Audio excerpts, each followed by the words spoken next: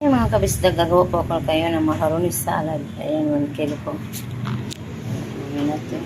Condense. Ayan. Ito po ang mga ingredients natin, guys. Mayonnaise. Pinaka-higit sa lahat ang Protactel. Ano ito Protactel natin? Ano pala ito na?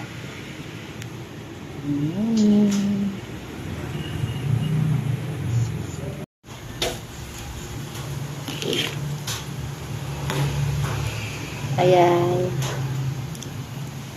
Pakuluan na natin yung pasta natin. Ihalo na natin siya, no? Ihalo na natin, guys, ang ating mga ingredients.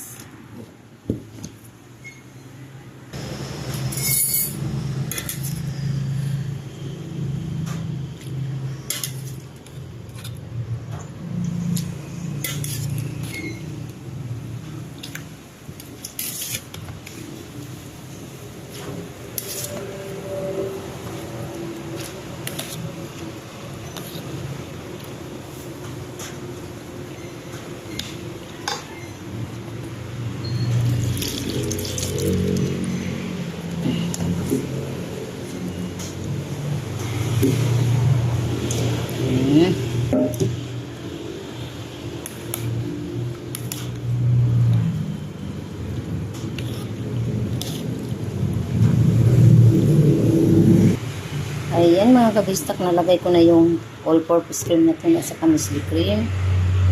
Ito naman ang condense. Isang ano lang to, isang can lang. Kasi hindi naman maganda yung sobrang tamis, no? Iwas tayo sa sobrang tamis. Kasi matamis na itong Protactel. Ayan, haluin na natin. Ito na mga kabistak ko. Ito na siya. Ito na. Nahalo ko na, no? Lilipat na natin siya sa Pyrex para ilagay natin sa ref para lumamig.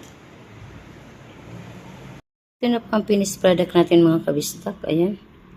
Nalagay ko na po siya sa Pyrex. Ready na po siya ilagay sa fridge para lumamig.